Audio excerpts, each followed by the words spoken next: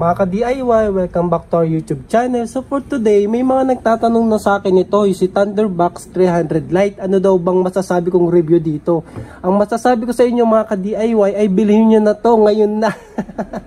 Ibibigay ko yung top 3 reasons bakit the best na bilhin ngayon si Thunderbox 300 Lite. So number 1 dyan, unang-una talaga yung price niya mga ka-DIY. Bakit? Kasi yung price nito 6,300 mga ka-DIY yung SRP. Kapag bibilhin mo siya ng may voucher pa mga ka-DIY, 5,000 na lang. O diba, san ka pa? Power station na merong 24 Ah battery capacity, 300 watts pure sine wave inverter, may USB output, may solar charging input, at DC barrel output para sa ating mga router o kaya modem or DC fan mga ka-DIY. So ipakita ko sa inyo sa Shopee yung price niya ha, 6,299. Pero kung i-check out mo ngayon gamit yung voucher, mega discount ni Shopee, aba, napakamura nun, 5,000 na lang mga ka-DIY. So ito siya mga ka-DIY, Auto Project Philippines. Galing nga pala to kay Auto, nalimutan ko banggitin. So maraming salamat kay Auto Project Philippines. At abangan nyo mga ka-DIY, ipaparapol natin tong power station na to. Abangan nyo kung paano. So yan ay si 300 Lite. Yan, 6,299. Pero kapag i-check out natin siya mga ka-DIY, gamit yung voucher, ayan o, gamitan natin ang voucher, 1,200. Sobrang mura na nito mga ka-DIY. Magiging 5,099 na lang oh. San ka pa? Meron ka ng power station. Sobrang mura nun compared kung magdi-DIY tayo. So nagpo-promote ako sa inyo ng mga DIY kasi para makatipid.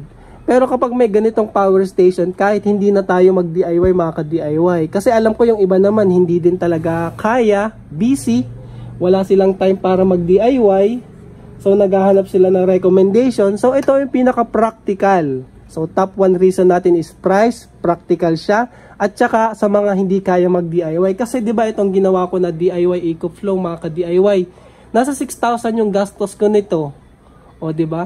Ang kaibahan lang nila meron tong UPS function. The rest halos similar na mga ka-DIY. Mas malaki pa nga yung capacity nito kasi 20 Ah lang yun. Ito ay 24,000 or 24 Ah mga ka-DIY. Nakikita naman yung specs niya nasa likod. Ayan. So nasa 307 watt hour, 24 Ah, 12.8 volts.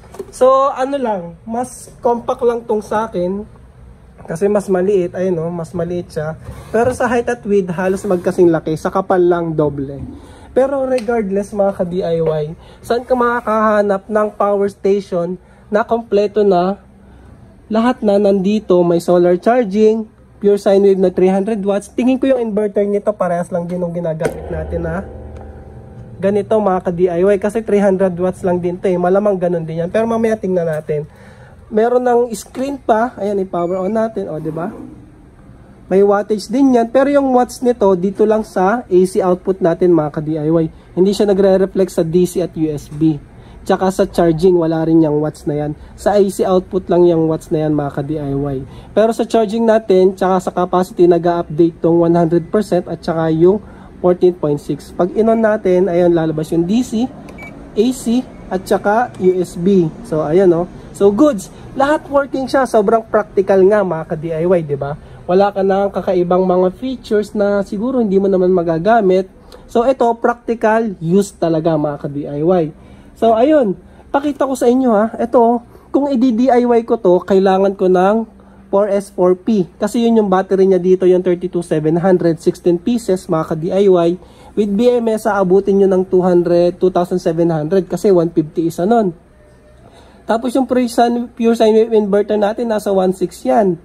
Yung battery meter, ito kagaya nito at kagaya nung ginamit ko sa previous project, nasa 374 yun.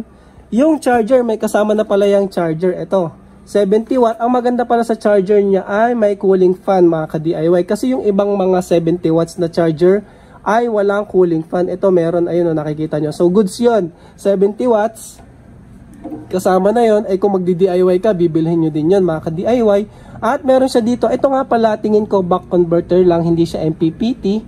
Kasi ito, connected to eh. Connected tong dalawa na to. So kahit saan nyo dyan isaksak yung solar input, okay lang. Kagaya ng mga dati kong ginawa, back converter lang yan mga ka-DIY. So gagastos ka dyan, nasa 300. Sa USB, ito, gagastos ka dyan, mga nasa 150. Para sa USB output. At syempre sa mga connectors, ayan, female connectors, gagastos ka rin dyan, nasa 60 to 100. At ayun pa, yung case, hindi ko pa sinama yung case. Aabot na kaagad dyan ng 5,521 total cost. O diba, tapos mabibili mo siya 5,099 lang. Paano pa kaya tumutubo yung mga manufacturer nito, mga ka-DIY, no? Pero ang napansin ko lang pala sa kanya, in actual battery capacity test ko na to, ang nakuha ko sa kanya ay, ayan, after 7 hours mga ka-DIY, actual capacity niya ay 23,000 mAh. So 23 Ah or 23 Ah. So hindi ko lang nakuha yung saktong 24 Ah, no? Tingin ko grade B cells yung ginamit dito kasi nakalagay din sa specs niya ay nasa 2,000 cycles lang siya mga ka-DIY. Yung mga typical kasi na lithium iron phosphate ay nasa 3,000 cycles yan. So ito medyo mababa. So medyo mas mura siguro yung ginamit dito na battery. Pero yun nga, ang isa pang advantage nito mga ka-DIY ay repairability. Kasi pwede natin ito i-repair. Yung battery nga, sabi ko sa iyo, pwedeng palitan. Yung inverter, tingin ko pwede rin nating palitan. Tapos ito naman, rekta lang to sa battery. Tapos yung USB, diba? So repairability, compared mo sa ibang brand, mas madali siya i-repair. Ipapakita ko mamaya kasi bubuksan natin. At isa pang additional feature niya mga ka-DIY ay ito. Meron tayo ditong direct battery connection. So pag mineasure nyo to, meron niyang battery voltage na makikita. Yung connector kasi na yan ay connected sa ating battery. So ayan o, diba?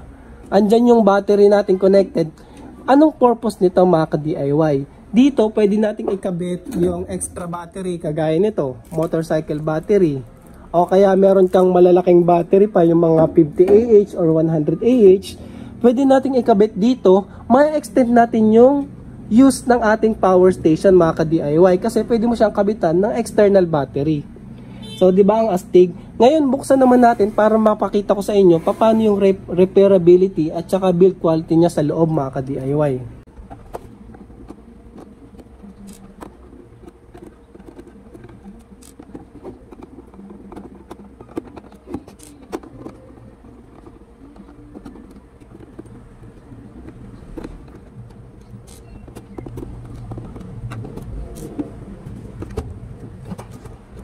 So, ayan mga ka-DIY, nabuksan na natin siya. Ito na yung sinasabi ko sa inyo na 4S4P na 32700. Kagaya ito nung ginagawa kong mga battery pack dati mga ka-DIY. Same na same lang. Tapos, ayun, andito na yung charging cable niya. Galing nga dun sa ating input sa may back converter niya. So, ayan, tsaka dun sa mismong board. Tapos, ayun. Tapos ito yung inverter niya. Mga ka-DIY. Tingnan natin. Kasing laki ba? So, ayan no. Medyo hawig. Pero iba lang pala yung layout niya mga ka-DIY. Pero halos parehas yung mga components mga ka-DIY. Kung pansinin niyo yung mga capacitor niya, parehas din. Yung dalawang maliit, ito yan no. Kasi yung malaking isa, ito oh. Tapos yung malaking transformer, inductor. Iba lang yung pagkaka-layout niya mga ka-DIY pero parehas siya na 300 watts. So tingin ko maganda naman siya kasi meron ditong fuse. So pwedeng pumutok yung fuse niyan, pwede nating palitan mga ka-DIY, pwedeng i-repair. Yung battery naka XT60, ayan. Tapos pwede natin din tanggalin. So ito lang yung charging input niya. Galing dun sa mismong main board. So ayun, pwede nating palitan yung battery if ever magka-problema yung ating battery. So ayun o, 'di ba ang simple niya lang mga ka-DIY. So battery, inverter, yung ating main board, yung control board niya, andyan na yung ating charging at saka yung display natin mga ka-DIY. So kulang na lang dito yung relay eh. Tapos ito yung sinasabi ko na meron siyang direct connection sa battery. Ito, connected yan sa ating battery via nitong dito sa may bandang board na to. So nakakonect yan dito sa XT60, connected siya. Kaya meron tayong direct access sa battery kapag kumonect tayo dito sa likod. So may extend natin yung battery life niya kapag naubos na siya mga ka-DIY. Ayun o. Ayun. So ayun. Ano pang hinihintay nyo mga ka-DIY? Click nyo na tong view product dito sa may kaliwa banda. At pwede nyo nang i-check out itong power station na to mga ka-DIY. Hindi ko dinidiscourage na mag-DIY kayo ha. Ang power station na to, ito halimbawa gusto nyong i-DIY kagaya nitong ating ginawa na to last time. Goods na goods yan kung magdi-DIY kayo. Pero kung wala kayong time at gusto nyo ng power station immediately, na mura lang, budget friendly, ay ito na yung marirecommend ko mga ka-DIY. Kasi bakit? Sinabi ko na nga, practical siya. Presyo pa lang, para kang nag-DIY lang mga ka-DIY sa presyo. Yung battery capacity, accepted na yun sa 23,000 mAh. Walang kaproblema yun. Murang-mura na yan. Sulit na yung presyo nito mga ka-DIY. And then, ayun, wala na ako iba pang masasabi. Kung magka-problema ka sa battery, madaling palitan. Ang dali buksan eh. Tinanggal ko lang yung mga screws, nabuksan na kagad. Pwedeng palitan yung battery mga ka-DIY. May BMS na rin siya. So yung inverter, pag nasira, check nyo yung fuse. Pero yung mismong inverter, hindi natin siya mapapalitan basta-basta kasi iba kasi yung layout niya eh. Hindi sasakto. Pero pwede naman siguro ipipilit. Pahaba siya yung sa atin kasi medyo square ng konti. Pero yun lang mga ka-DIY. Ngayon, nasa dulo ka na ng video na to. Paano kayo mananalo ng power station na to mga ka-DIY? Madali lang. I-share nyo tong video na to sa inyong Facebook profile in public. And then mag-tag ka ng 5 tao. Share nyo sa Facebook profile nyo ha, in public, and then tag ng 5 katao. And then comment lang kayo sa YouTube video na to ng inyong Facebook profile para ma-check ko mga ka-DIY. Kasi magra-random comment picker tayo. Pag napili ko yung pangalan mo, i-check ko sa Facebook mga ka-DIY, dapat share mo tong power station na to mga ka-DIY. So muli, nagpapasalamat tayo kay Auto Project Philippines sa pagpapadala ng ating bagong power station. At syempre sa pag-sponsor niya kasi syempre kung wala sila, hindi tayo makakapagpamigay ng mga power station. Lalo nag-uulan na naman mga ka-DIY. Bagay na bagay to para sa walang kuryente dyan. Isasama ko na yung foldable na solar panel ko. Isasama ko sa package na to mga ka-DIY. Para sa inyo yan mga ka-DIY. So giveaway yan ni DIY Pinoy at Auto Project Philippines. So yun lang, check nyo lang tong link na to. Kung interested kayo, i-check out nyo na habang meron pa tayong sale na 6.6 up to 7.7. Sayang din yung 1,200. Yun talaga mga ka-DIY. Legit.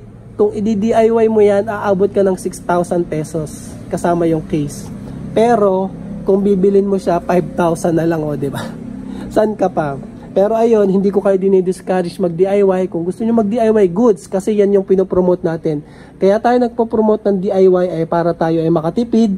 Pero kung meron namang available na mura, practical power station, ay eto na, grab nyo na yung opportunity. Lalo, kung kailangan nyo na, tapos wala kayong time mag-DIY, mga ka-DIY. So, check nyo lang yan, and yun lang. Thank you for watching, mga ka-DIY.